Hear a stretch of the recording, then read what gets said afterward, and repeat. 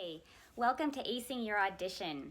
This is a workshop that I created for dancers that I mentor through my mentoring program. This is Sharon Wehner. I was a principal dancer for Colorado Ballet for 22 years, and I currently run a mentoring program for teen and pre-professionals called Rise the Empowered Dancer. The purpose of this program is to provide mindsets, skill sets, mind-body tools, health tools that you might not always be getting in the studio. As dancers, we really need to have these extra tools and skill sets so that we can really thrive in our training, and also so that we can take those skills into our careers if being a professional dancer is a path that you choose. So I was inspired to create this workshop knowing that there's a lot of stress always around audition season, particularly now. We're in the middle of the COVID-19 pandemic still, and there's a lot of Zoom and video auditions going on. So I gathered some of my colleagues in the field who are ballet masters from around the country. You'll see the ballet masters from Kansas City Ballet, from Oregon Ballet Theater, from Colorado Ballet, as well as Amy Seiwert, renowned nationally acclaimed choreographer, and also the director of her own company called Amy Seiwert's Imagery. These wonderful women are providing amazing tips and tools and advice on how to show up as your best self as an audition. So please enjoy. One little caveat, I forgot to press record at the beginning of this Zoom workshop, and so you'll be coming in about 5 to 7 minutes into the session. This will be Dmitry, Trubchanov, and Kristi from Kansas City Ballet. So please enjoy, and if you would like more information on my mentoring program, you can find that at my website, risedancer.com. Again, that's risedancer.com. All right, enjoy the what the teacher is giving or giving you in the class. That, you know, it doesn't always have to be the most beautiful feet and the highest extension and the greatest amount of turns. It's something, it's just of the attentiveness of you as a dancer in class with the teacher. I think we said enough. That's great advice. Good intro, and I'll probably circle back to you guys again with some more questions. And I just realized I forgot to press record, so I just pressed record. So we were just listening. Those of you who had to listen to the recording, that was Kristi and Dmitry talking about their experience with auditions with Kansas City Ballet, and their biggest advice is to do your research and be professional. Okay, next in my little window is Lisa Kipp. So I'm gonna spotlight you. Lisa is the ballet master for Oregon Ballet Theater. And do you want to unmute and add some of that? Add to some of that? Yeah, so I'm the rehearsal director, which isn't really different from ballet master, other than I have additional like scheduling and casting responsibilities. And so I guess I can tell you, I vet the auditioners, since everything's done now digitally, like everyone sends you their video file and, you know, curriculum vitae online. I get all of those submissions initially because, you know, we get hundreds, and then we have to vet through that to see who first can go to an audition in New York, and second, who could come and take company class in lieu of attending the auditions. So do you want me to launch into that now, or? Sure. Okay, I won't. On my list, so we might as well, yeah. So are all these kids on this call are they're all they're wanting to have a career in ballet? Is that? Like they're seriously wanting to pursue a career in ballet. Good for you. I will say that when I was young and dancing, there were a lot of jobs, and it wasn't, even if you couldn't get a job in a big company, there were all these other little companies, and I feel like there are more dancers now or fewer jobs. There might be fewer jobs. And so it's a little more competitive. And I think that something that has changed is that a lot of companies are really pulling their dancers from their pre-professional programs, and our second companies. So I do think that that's a really great way to get, if there's a company you really, really like, then I would say that, you should go to their summer programs, and trying to get into their pre-professional program. I don't really recommend people flitting around too much, because you can spend a lot of years and a lot of money, training in different places with little good outcome. So I know that we and my director gives preference to people who have gone through the OBT2, what it's called now, OBT2 program, and kids that came through our school. So, I don't know that our auditions will really, if a kid isn't getting a combination, I don't know. I think that's a really valid barometer to use if somebody's, not paying attention. But I would also say that I don't know, I'm very empathetic to nerves. And so just, try your best. Getting the combination and paying attention to the exactly as it was given is very important, to be sure. But if you have a case of nerves and you're just having a hard time retaining, it won't always mean that they won't see you. So I would say, don't let that sort of defeat you. Continue to, try again. And I think that, so vetting auditioners, everyone's really different in how they do that. And so I really don't, to be honest, I don't look at the contemporary submissions. I really look at the ballet submission, and then I just don't have time to look at 10 minutes of video when we've got like 200 videos coming in. And so have a really good, like, even in the studio, a variation is great. It doesn't even have to be performance video. We just want to see, how are you? How's your technique? So really, I only look at that. And I'll go back and look at, well, what school did you come from? What's your background? And just to kind of get a feel for, how they might fit in. And that's mostly for the company.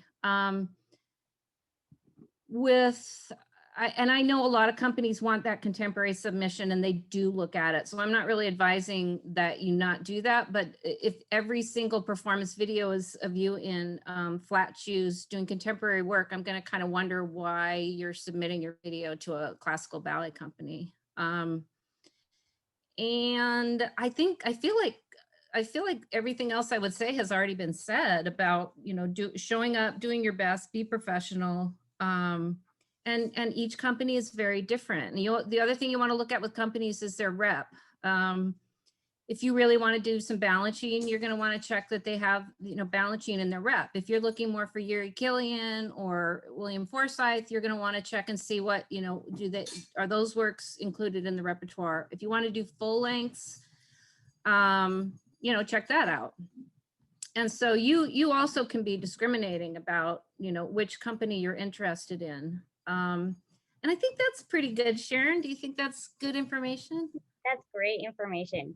Okay. You actually answered. I have a list of questions, and one of them is about video auditions, especially right now.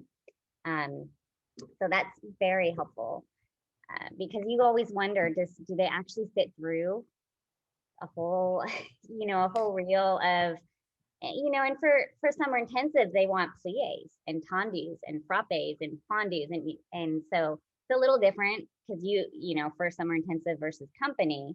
But it's good to know that probably the ballet video is going to take more weight than the contemporary in general. For a ballet company, it will. I mean, I get some submissions of people that I then sort of redirect to the school, or I redirect to OBT2, because those are, you know, different people are running those programs. And yeah, I'm going to fast forward through the bar. And, you know, there are a lot of companies that charge a fee even just to look at your video. And it's really important to me that we not do that. I just feel like dancers are, you know, trying to get a job. They're basically bleeding out money. So with that caveat that we're not charging for it, I kind of have to be quick. And I can tell in about 30 seconds or a minute of a classical ballet variation, you know, how, if they're going to fit in. Mhm. Mhm. That's great. Thank you. Okay, the next in my little view here is Lorita Travaglia. And I don't know if you and Sandy want to talk together, if you want to talk separately, because they're both ballet masters at Colorado Ballet. So, but they, I don't know, you two might have different things to say. I have personally taught the audition, you know, for many years, and I always wonder what Lorita's thinking about this dancer, or what Gil's thinking about that dancer. And sometimes I'm surprised that when they one over the other. So, yeah. Do you mind if you want to kind of jump in together? Is that okay? Sure, that's fine. Sure, Lorita, you can go first, and then Okay. I'll add on after. Okay, so it's been many years since I auditioned years ago. In those days, there were not summer intensives or second companies. And so, you know, I auditioned for Royal Ballet School, but it was through a recommendation that I ended up going there. My career took me to the Berlin Ballet in West Berlin.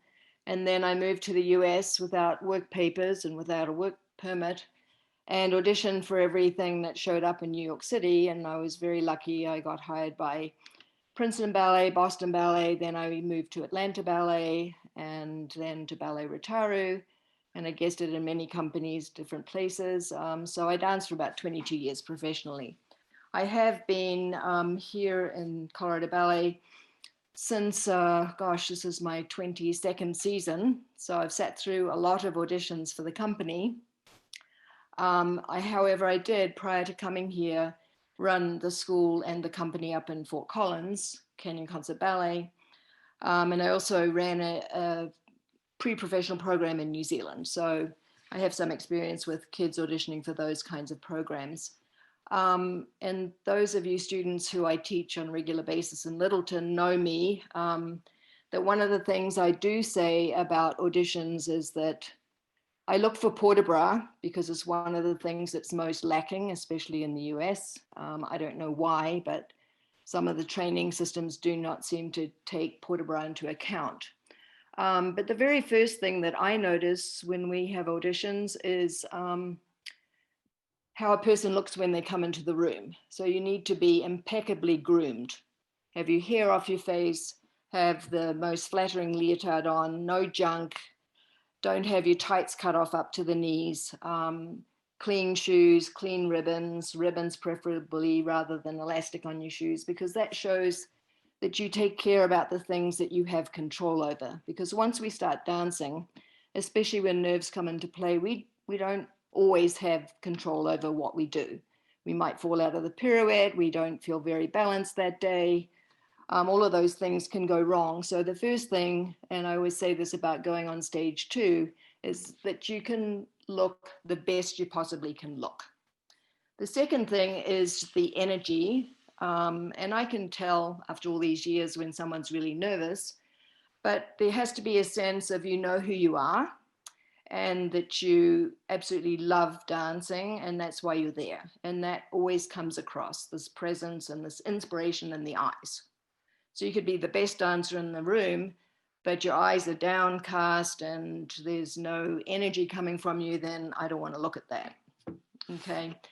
And for me too, it's important because I work a lot with the quarter ballet and we don't have time to teach 32 swans separately, the steps. So it's really important to pay attention to the details of the combination. And yes, you might mess up because you're nervous, but that's really important. And if you focus on getting those details, then you forget about being nervous as well. So those are my things that I look for in the audition. You know, of course, potential. You know, if someone really doesn't have the turnout and will never have the turnout, then, you know, that's not making for a good career physically, or because you probably hurt yourself. But these days we have incredible, you know, bodies coming into the studio with incredible capabilities, extension, turns, all the rest of it, good jump. So it's very often difficult to pick the people that are going to be best. Height is an important thing. So as it was said before, do your research. If you're too short or too tall, don't lie about it, because you'll come in the room and we'll see that you don't fit into the size range that we've asked for. And in terms of how many companies you audition for, well, I have a daughter who is starting her career as a dancer. And my advice to her and to all my students over the years has been, pick out 2, 3, 4 companies that you really are interested in, that you think you might fit their style, your training fits the style of the company, and really put your attention and your money into investing in those handful of companies that you're really interested in. And if possible, I know right now with COVID we can't travel, but if possible, it's always better to show up in person, because there are millions and millions of audition videos on the desks of directors everywhere, and nobody has the time to watch all of them. So if you can actually get to the city and do the audition class, or if you can't make that, set up a time you can go and do classes with the company for 1 or 2, 3 days, and then we get a good feel for that. Anyway, so Sandy, I'll hand it over to you. That's all beautifully said. I think everybody has said basically everything I would reiterate. Just all of that, everything. The presentation is important, as far as coming prepared, knowing the repertoire, knowing what the company looks like, how you would fit into that company, how you see yourself in that company, and to know if that would work for you and work for us as well. Also, a big thing that I notice in an audition is personality. So I know it's really hard because sometimes you are very nervous. And especially when you get to the center, I think is a place where maybe you could try to find a way to present yourself, your personality, you know, smiling every now and then too, because I know we get so nervous and sometimes, you know, we're just in that blank face, but show that you can present yourself, that you have some theatricality to your technique as well, because obviously we'll be looking at your technique, but that you can give some personality behind it is really important. And that will also help make you stand out a little bit more. So not just focusing on the technique, but on the personality along with it. Also, I've had the privilege of auditioning not only for ballet companies. I've auditioned for movies. I've auditioned for Broadway shows. I was in a Broadway show, which was thrilling. So if you feel, you know, a lot of times it was during a time when our ballet company actually went to basically a part-time job. It was during a recession, very similar to what we're dealing with right now, where we went from something like 42 weeks of work to about 26 weeks of work. And a lot of us thought, okay, well, we need to find some other work. And so being open to the fact that sometimes there aren't, like I think Lisa Kipp was saying, you know, there's not enough jobs for all the dancers that are out there. So possibly being open to the fact of trying to audition for something else, like that might be something with dancing and acting in it, if you can't get that ballet job. So being aware of what is out there artistically, as well as ballet companies, if you feel that you are a more contemporary dancer as well, knowing other contemporary companies or shows that maybe you could get a job or do something in the meantime until that ballet job comes available. So finding other parts of you, you know, investing in yourself to be more well-rounded, acting or singing and dancing, and exposing yourself to all the art forms.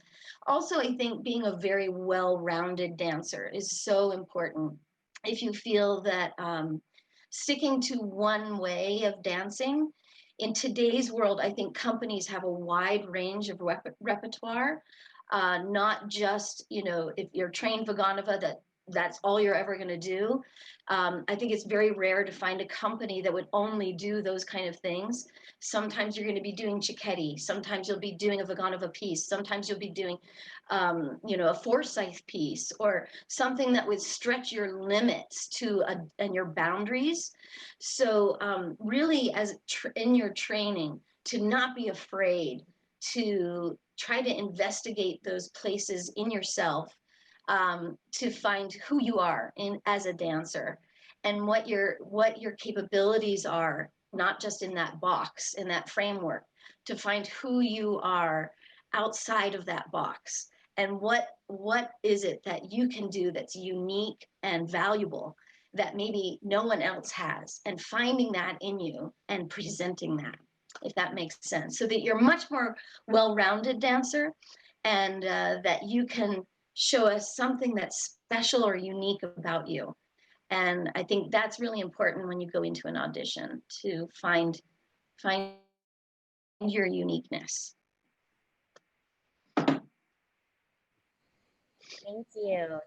That's such great advice, especially now, I think, because we're not really sure when everything's kind of blown up, and when things kind of settle back in after this pandemic, we're not really sure what other new, smaller grassroots companies might pop up, because people have had to do a lot of video work, or, you know, that kind of thing. So there might be the dance world could look very different than it did a year ago. Most likely it will. So to keep your, awareness open of these other venues and opportunities to dance and to gain experience and to explore, where you have, interest and what sparks you and can make you a more well-rounded dancer, as Sandy said. So thank you. And on that note, our next guest is Amy Seiwert, and she's a renowned choreographer and in contemporary ballet. And she has her own company, Amy Seiwert's Imagery, and former director of Sacramento Ballet. So this is kind of a perfect seg to move into Amy. And let me just find you so I can spotlight you. That works. Hey, everybody. So I have run many different types of auditions, right? For strict classical ballet company to contemporary work. I'll tell you a story. I was involved in an audition where I was one of 4 choreographers, and we all shared the audition process. So there was a class, and then each of us had a half hour to do some movement with these dancers, and then everyone was hired out of that big group audition. And there was something really interesting that happened, and it was that at the end of the audition, the choreographers are hanging out and talking and deciding who's going to hire who. And one woman was like, "Oh, I'm not interested in that dancer. She asked far too many questions." And I was like, "Oh, I'm totally interested in that dancer, but I don't want that dancer because I saw them yawn halfway through, and yawning is my pet peeve, and I can't deal with it. So I don't want to see someone yawning when I'm going."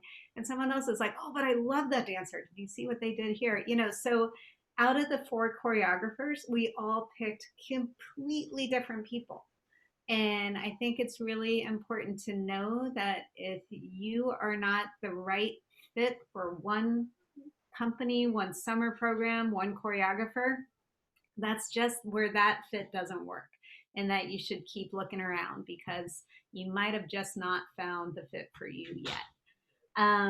But on that, I think the more you have to kind of walk this line, right? Because you have to be neutral, like you don't want to yawn and, you know, that's a flag for me, or ask too many questions, but you don't want to also hide who you are. What Sandy said is so important about showing your own personality, right? So it's a little bit of a line. So being professional, bringing your best self forward, feeling like you look amazing. Yes, wear your favorite leotard that you've ever had on your body.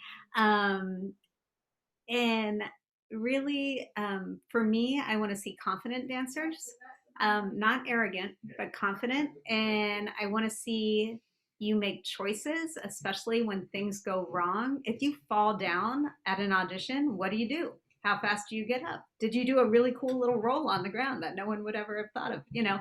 So that I want to see you make choices. And what Sandy said, I want to see that you love to dance.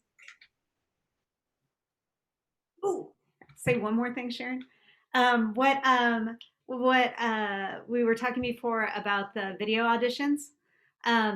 If they don't say I want to see bar center, blah blah blah, like in an order, if you're allowed to put anything there you want, put your best thing first. I want to see you being amazing in under 5 seconds, right? Because as Lisa said, there are so many different things that people are watching. Put your best thing first. That's awesome advice. And I've helped some dancers make some video auditions, and I'm like thinking in my head, I don't even think they're even going to get to this, but we're going to do everything as good as we can. And you just don't know. But you're saying in the beginning, if you have an option, put what you're most confident with. Yeah. At the beginning, because and that first 10 seconds of watching, you want to be able to catch that person's eye. Mm-hmm. Mm-hmm.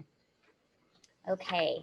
I have some questions I wanted to ask, and then I want to make sure that, you know, part of this was to be able to have a little dialogue, but the easiest thing, and especially with such a big group and sometimes people get shy, is if you want to type into the chat any things that you want me to ask. That might be the easiest way to get your question asked. I have a couple of questions, and this is about, trying to think of how I want to start with this. Well, we're in this kind of no man's land of COVID still, and some dancers might need to have like a gap year because, you know, companies may not be hiring, or they weren't able to get like a full-on in studio proper year of training. You know, everybody's trying to kind of fend for themselves a little bit, make the best of the situation. If somebody has an extra year of, I mean, how much do you take into account age and experience and that kind of thing? Does it make a huge difference if people need to take a little more time to train or get some experience or that kind of thing? Does anybody want to? I can say something. Yeah.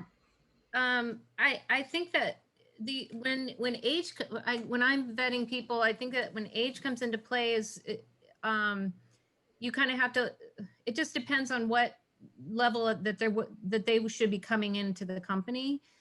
And so, you know, I don't think one gap year is gonna do any damage. But if you're 23, 24, you should probably at that point be coming in at a you know, a full company core level at least.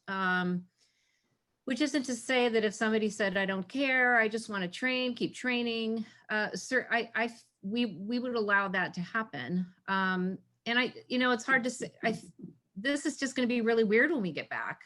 And a lot of people are, you know, taking class in their living room. We're all going to have this big old hump to get over once things are really back to normal. So I would think people would be pretty gracious with whatever situation somebody's coming out of. But if I'm looking at dancers, I kind of check around how old they might be, because that depends. Can you be an OPT2? Can you be, you know, where do you need to, what are you going to expect as a hire? Mm-hmm. Mm-hmm. And it sounds like I know that Lisa spoke to this, in terms of having a second company or a pre-professional program or a studio company, how much weight does that take for, say, Colorado Ballet or Kansas City Ballet? Is that recommended as well? Yeah. Yes, I think, the tendency for our company is that Gil usually does hire people first and foremost through our studio company. He does like to see them perform prior to hiring. And so not just the classroom work. You can be a great classroom dancer and then, freeze up on stage. So he does like to see the full experience before he hires into the company, if he can. And so our tendency the last few years for sure has been the studio company has gotten priority over anybody from the outside. And there's a loyalty to that as well, that he finds that they are loyal to him and the company, and so that he gives them that the reward is, here, you have a job, and for a job well done, you've performed really well, you've been a great asset as a studio company member, now here you have been promoted. And so the tendency for our company is to go that through the studio company. But I think there will be, especially with this past year, a lot more understanding and leeway as far as people that do need or require more training, somebody that might be slightly older that maybe he would still consider for a position because of considering what everybody has been through. So I think there's going to be a lot more leeway with hiring within the next year or two, for sure. Great. What about, thank you. Kristi, what about with Kansas City Ballet? I would echo just the same what Sandy said. We hire mainly out of our second company as well. We have a trainee track, and then they're called KCB2. So they're able, they're the ones, that smaller group of KCB2 are the ones that usually are brought into the company. So we have kind of two tracks within our second company. Each one of them are, a 2 year. So it's like you can be a trainee for 2 years and then KCB2 for 2 years, and then you can get into the company. So you can be in that program for 4. It doesn't necessarily have to be. I think now with COVID, there is going to be some leniency that some of the, it's not going to be this rule that, if there aren't positions in the company and someone wants to stay and our director is interested, would absolutely definitely keep them for a second company for the next year. The tendency to hire directly into the company from the outside, our director, he tends to prefer dancers that are older, that already have experience in a company if they haven't come from our second company. A lot of them that he has hired from the outside have either been with the company already and that are looking to transition to another company, or maybe have been in a higher level in their company and is wanting to just move on. They don't feel like they're moving up in their company. So he tends to hire, because we are a smaller company, dancers that are out of college, and he likes dancers that have actually gone to college and gotten a degree in college, and are older and able to hold a job and live on their own, and have already been in a company and understood the responsibilities of being a full-time company member.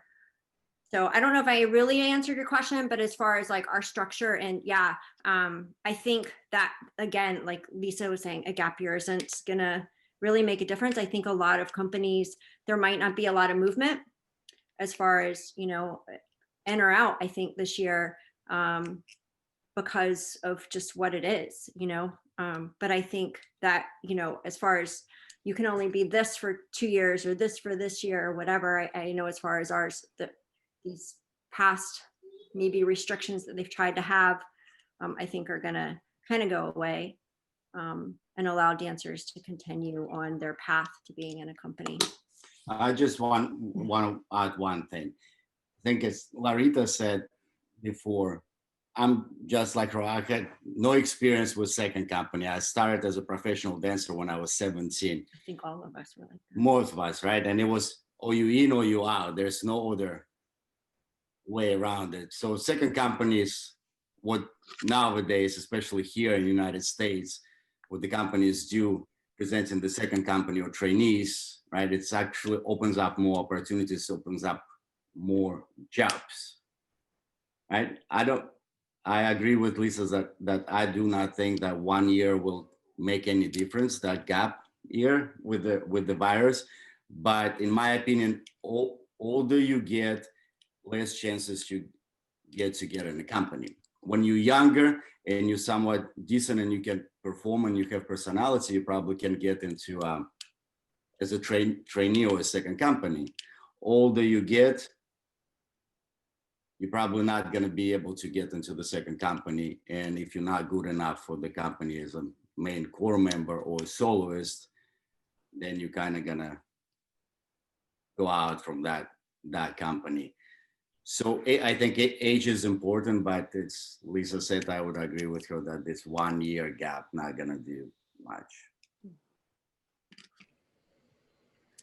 I just want to say that I think that, you know, age in itself, like you might have a dancer who's 16 and phenomenal, and then there's another person that's 16 who actually doesn't peak until a little bit later. So I think it's really hard to say, you know, these are the age limits, because even in Colorado Ballet, we try to keep our studio company under 20 years old, because who wants to make minimum wage, you know, when you're 25 or 30, and you're certainly not going to audition for the second company when you're 40. So, but we have had some people that auditioned who were a little older than we wanted, but we didn't have a company position. So, you know, if they were willing to become a studio company member and they were a couple of years older than most of them, you know, we would actually still consider them if they were willing to do that. And I think that's going to be more prevalent now with this standstill that we're in. So I think it just depends. We've also had, you know, a much older dancer who auditioned a few years ago who became, you know, a wonderful principal for us for a few years, that, you know, normally we would think, well, you know, in your late 30s, maybe we're not going to hire you. But so there's always the, you know, the odd, the exceptions to the rule. So I think, you know, feeling like now I'm too old because I've been in the studio or in my house training for a year and it's too late. It's not too late. I think, you know, if you have to dance, you go out there, you try. And as Sandy said, there are other ways to become a dancer as well, not necessarily just in a classical company. So I would say to all of you students, don't despair. You know, 1 year, 2 years is not a huge difference until you may be at the very end of your career.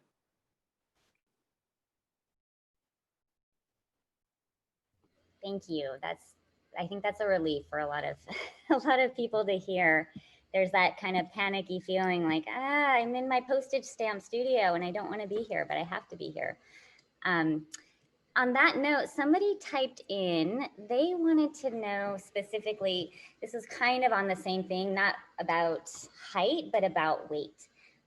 So the fact that they don't have access to a studio and a gym and all the kinds of things that they would normally do to kind of keep themselves in their looking and dancing shape. You know, she's asking specifically, any thoughts on that? Like being in super toned high shape when, you know, this is all over. I can say something. Yeah. I think that we're all, I know even with our company dancers, we're not really thinking about that right now. We're not worrying about that. And we certainly don't want people to come back and do anything rash to try to get back to their pre-COVID weight or whatever. And, you know, I think that I'd like to see that. I feel like standards on weight are changing a little bit. And I don't know if we want to get into the bigger picture of weight in ballet and weight in dance, but I feel like we're pushing more towards strong and healthy. So, but if somebody's put on a little weight over COVID, don't go try to do some last minute, crazy anything. Just, we're all going to be a little bit squishy, probably. I know I am. And I don't think any of them should worry about that. We're looking at people who are coming back now, when we keep, we're in spurts. We go and then we're like, oh, we're shut down again. So we're very much back and forth. And we see the people, we see the kids in OBT2 and the dancers, and we're not worrying about what their weight is. I agree as well. I think we all understand that no one is able to train the way they want to. And I really believe that a healthier dancer in your mind and your body is the most important. So please take care of yourselves. Your body is your vehicle, and you don't want to harm it in any way. So we have that understanding that it's important to be strong, it's important to be healthy, and I hope other companies are feeling that way right now, especially, but I know we would rather see a healthier dancer than someone that is unhealthy. So please don't worry about that when you're auditioning. That should be the last thing on your mind, really. It's more about how you dance and to focus on that.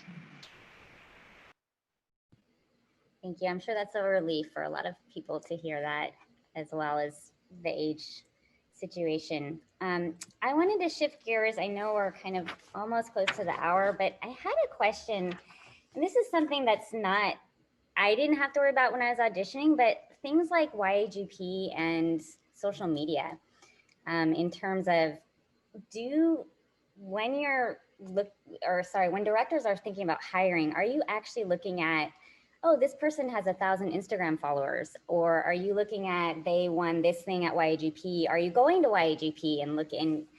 Okay, yeah, and that's kind of was my sense, but I think that's not the perception. I think there's a perception that, and I've heard parents are, hiring, trying to get all these photo shoots so their daughter can be on Instagram, and they need to and that a director is going to think that if they have a dancer with all these followers, that it's going to somehow benefit the company. So, okay.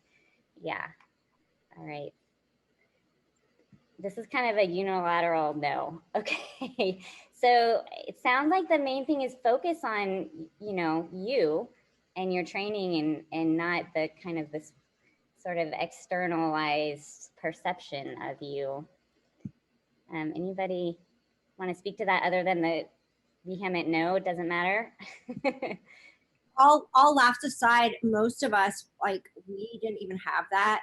Most of the directors and ballet, we didn't have Instagram and all that stuff. We don't have time to track around who's nor do we care. It's not, we don't have time. We don't care. We don't care. We just want to see you dance. So. Mm-hmm. I wonder if at some point, I don't know, this generation might have, when they, become directors and stuff, that might be a thing. I just can't even imagine. Dancers follow other dancers, but certainly no one I know cares about that. No.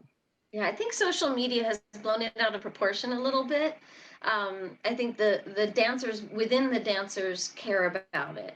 But as far as hiring and being hired, and the people that are running the companies, they want to see you, not what your social media account looks like, right? They want to see the real person, the real dancer, and it doesn't matter who you're followed by or all of that. The photos that you put out there, it's just, it's how you look as a dancer, basically, and how you present yourself in the audition. And as far as YAGP is concerned, we don't look to see who won YAGP or who placed or who whatever. I mean, personally, I get so upset when I look at YAGP photos posted all over Instagram, and the bottom leg is turned in, the other leg is way up here, yes, but there's no turnout. They're off their leg, they're not right over their leg. I mean, who cares about that? And the thing about the photo shoots is that So these days we have all kinds of filters and all kinds of way to make the dancer's leg look so long, like a giraffe's neck. When we see them in the studio, it's really about what you can do, you know, and it's the same about the physique. I don't care if you have the perfect ballet physique. Very often the dancers that have those sway back legs and amazing feet, they cannot move. So, you know, your body's your instrument and it's what you do with it.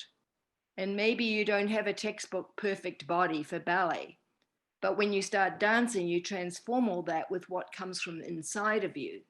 So it's not your physique and it's not the beautiful photo that you can get changed so that your foot looks extra pointy or whatever. That doesn't matter. It's really what you express through your body. Using your body as an instrument is what we're going to look at, whether you get hired or not.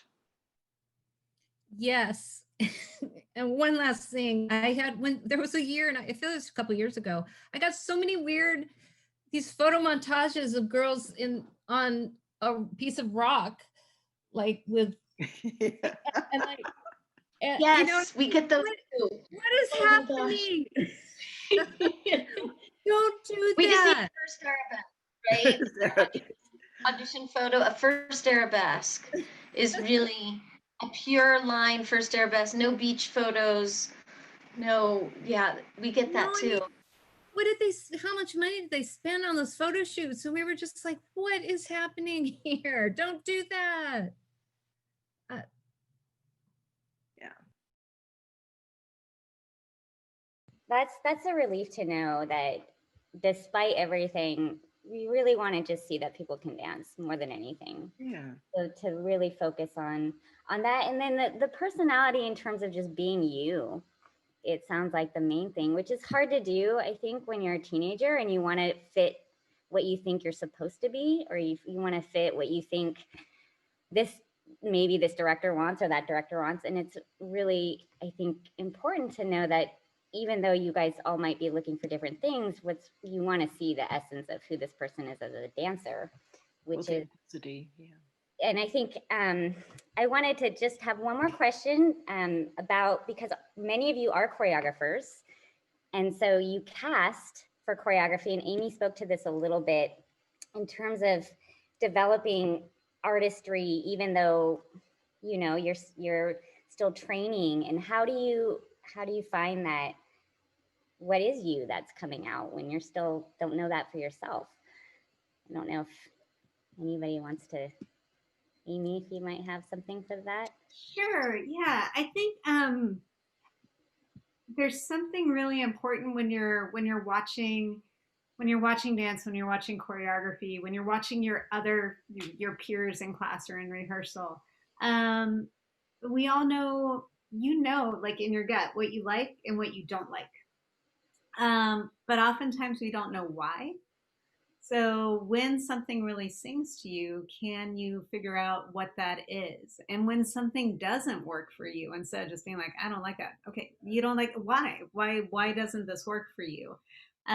It'll help you kind of distill what you want to do more and where the right fit would be for you, I think. Mm-hmm. So that goes into some of the research about maybe checking out rep, checking out someone's choreography, you know, just seeing what sings to you and trying it on in your body, even like, oh, I would really like to move like that, or that really resonates with me. And that goes all the way back to what Kristi was saying at the beginning, which is to just do your research and be involved in exploring for yourself what sings to you. Because it's not all about fitting a mold or being, you know, having the most likes on Instagram or having the perfect pictures. It's kind of a bigger, more full thing that even if you're just 12 years old, which I know a few of you are, it matters what speaks to your soul, your gut, your heart, I think. Also with COVID, it may be hard, but being a well-rounded person, trying to go to museums and see artwork and see other forms of art. maybe going to hear some music, or other things that are in the art world, looking at art, hearing art, seeing art, and seeing what inspires you or moves you, and reading different literature as well. Being well-rounded that way, I think, is also really important, so that you know who you are as an artist among other artists, and what your voice is, and what you want to say, and what moves you, if that helps a little. That's great. Yeah, sometimes I have dancers asking me about artistry, and artistry is really about your kind of creativity and your imagination that's in you, and that you feed in a lot of ways other than just by doing your tendus and your développés. Although you bring that to it, you have to have something to pull from to bring to your tendus. Okay, I have just it's 5 o'clock, so if any of you need to pop off, I don't want to hold you any longer. There's a couple of questions in the chat. Advice for audition anxiety. Anybody have advice for audition anxiety? And you spoke a little bit that you kind of have a leniency for nerves. Kristi? I mean, this is just a quick, what I used to do when I was, graduated high school and was auditioning for a job. I would be really nervous in auditions, even summer program auditions. And then I don't know where it came into my mind or what made it click for me a little bit, but I just told myself, I'm just gonna take class, but enjoy the class. So I wasn't that, I mean, I knew I wanted to show my personality and wanted to dance and potentially be hired but it was more for me the way that I could get over being nervous and get all wrapped up in my head is that, you're just going to take class, and you're going to take class from a different teacher that you've never gotten to take from perhaps ever. And that this could be a really wonderful class, and you might come out of it learning something that you never, or being told something, in a different way that you've never heard before. And so just approaching it that way made it a lot easier for me, especially especially for a company audition, where there was like, oh, I want a job, that kind of thing. So I don't know, that's what helped me.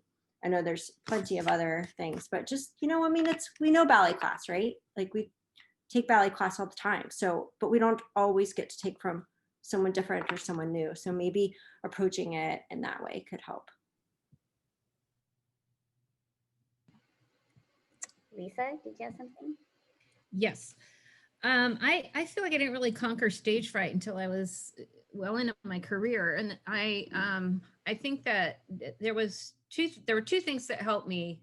One was to make sure that I was breathing all the way down into my stomach, so that something that can kind of exacerbates anxiety is breathing high up in your chest. And so just really practicing taking a big, deep, long breath that goes all the way down into your stomach and just letting all that air out. So that can work. The other thing I worked on was taking that anxiety and flipping it around to excitement. That for me was, especially in performing, was super effective. I'd get those nerves, I'd start to worry about what might go wrong. And then it's from fear and anxiety to excitement is actually not, they're not that far away from each other, strangely. But that put it in a like excited to, I'm excited to go out there, as opposed to like, oh God, what's gonna happen? And those are just very sort of practical.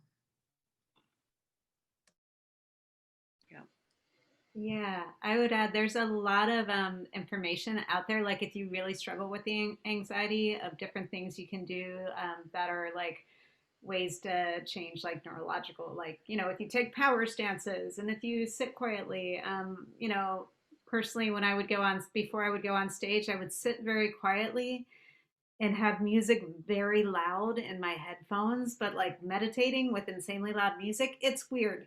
but it worked for me and it got me absolutely centered to go out on stage. So find what works for you. So when you step into that room, you can take that deep breath and be your best self.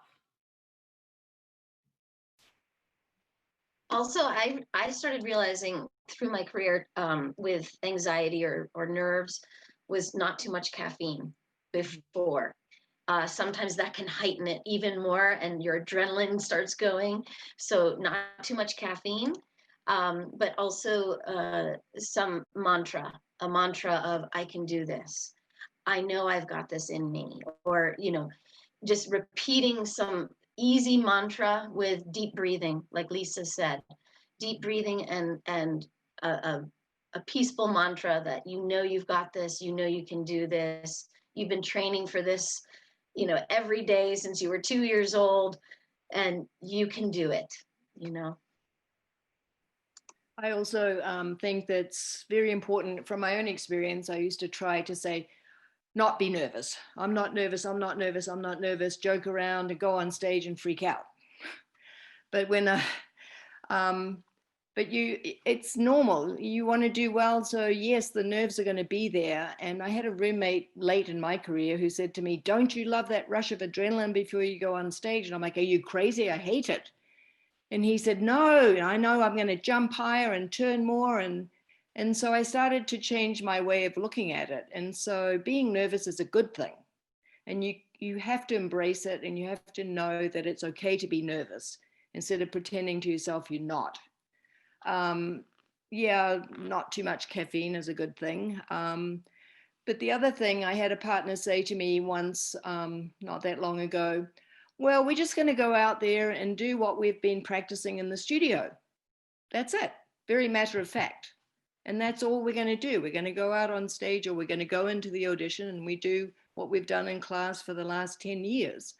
And you do to the best of your ability, but don't have any expectations going there. Because if we put all that pressure on ourselves, I have to get this job, or I have to get into I have to do my best performance. No, you do your best, and that's all you can do. But embrace the nerves and use that energy as extra energy for you to when you're exhausted, jump higher or whatever. The other thing too that I found helped me is to wear myself out before. Because if you're exhausted, then you find that extra adrenaline, and you actually don't have the energy to shake so much or to freak out.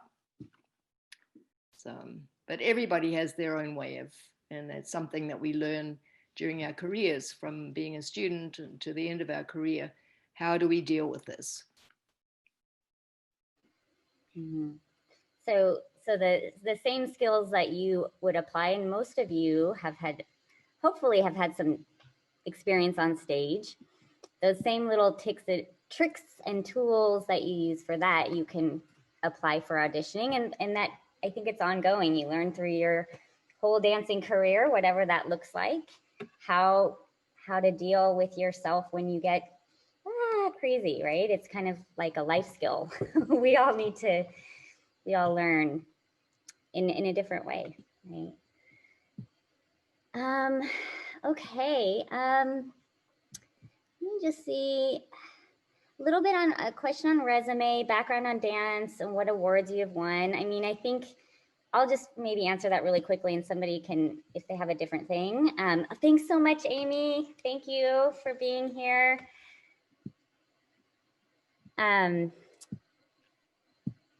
About resume, thanks. I think you can just put everything you have. I mean, if you have awards and you have experience and you have, just put it on there. I mean, I guess you don't want like a 5-page resume. But maybe if you do need to hone it down to make it a little bit more succinct, are there certain key points that you absolutely like to see on a resume? Kristi, Sandy, Lorita, or Lisa? Well, I think, I mean, we get all kinds of resumes, and, you know, basically we want to know where you trained, how long you've been dancing, have you had any professional experience or not. We don't need to know that you were a mouse when you were 5 years old, or, you know, Polichinelle when you were 6, or you were the lead Polichinelle when you were 7. We don't need to know those things. Yeah, I'm guilty of that. When on my first resumes, I probably put every single role that I did. That was age of 8, and I bet you no one even read it. All they read is where I was trained and how many years I danced.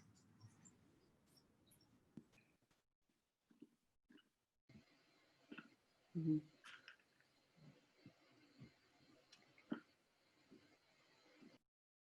All right. Okay, I think we've kind of come to the end of things. If anybody has anything else they'd like to add, or a burning question that you didn't get answered from the dancers, now would be the time. One question about artistry and wearing a mask when auditioning. I think you can see somebody's personality through a mask. Yes, okay. So don't worry, you smile. We've all learned to smile with our eyes a lot in the past 10 months or so. So I think that not to worry, your personality will shine through even if you have to audition in a mask. Oh, Sandy. And I think this year, Colorado Ballet is not doing an audition. So I'm pretty sure we're just taking video submissions. So then you don't have, hopefully you wouldn't have to wear a mask in your video submission. Mm-hmm. But also something, I know one thing was said, don't wear any junk in your auditions. Something that's starting to creep in is the booties that they sell now everywhere. A lot of dancers think to wear those to warm up their feet for the first few combinations in an audition, but please do not wear booties ever in an audition. You know, do your warm up before you come, and hopefully you're warm and ready prior to the first tendu combination. But definitely don't wear booties to an audition. We had several people, I think last year's audition, wearing them, and it's just, you know, we want to see your line, we want to see your feet. So just something for the future. Wow. I have to jump off. So thank you, Lorita. Thank you so much. All such great things. Yeah, and everyone. Yeah. Thank you.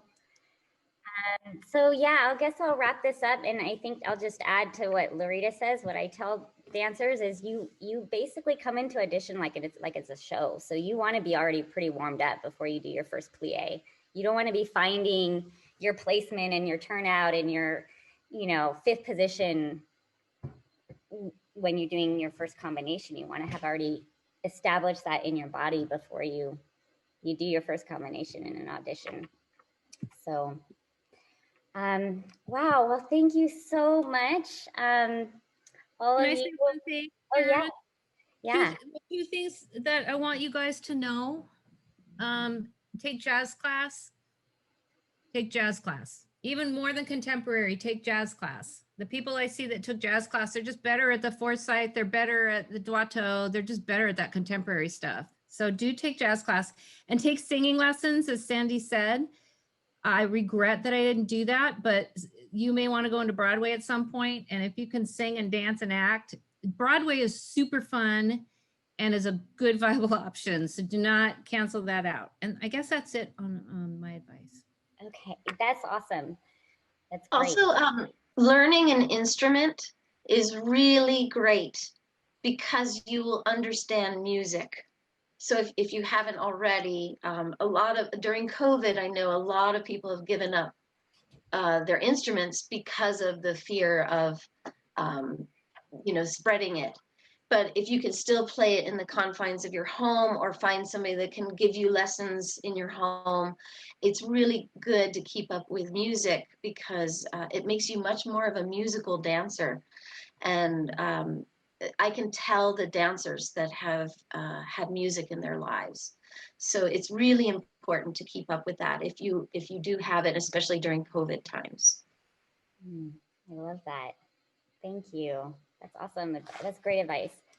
Anybody else want to add anything?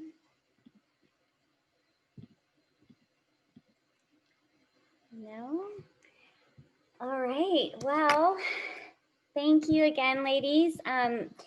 For those of you I don't know, I'm just going to put my information in here if you want to know a little bit more about what I'm doing with my mentoring, and my email if you have any questions, or if you want the recording of this, you can email me. And this is the last chance if anybody has one who wants to raise a hand. Just kind of looking through, it looks like we're all good. All right. Well, hold on, let me just finish putting this in the chat.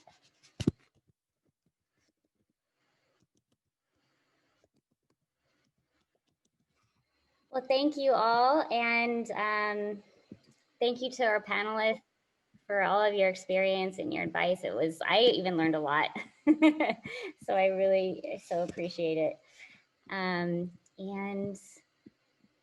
feel free to, Thank you for having us, Sharon. Yeah, thank you. Thank you so much. If there's any more questions.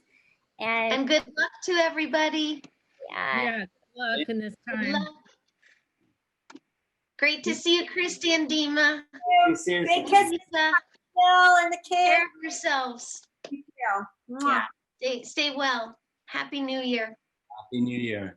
Happy New Year. Thank you, Sharon. Thank you. Thank you. All right. I hope to see you soon. Take care of yourself. You too. Try to take one of your yoga classes sometime. Yeah, my little assertive yoga. Okay. Thank you. Thank you. Bye.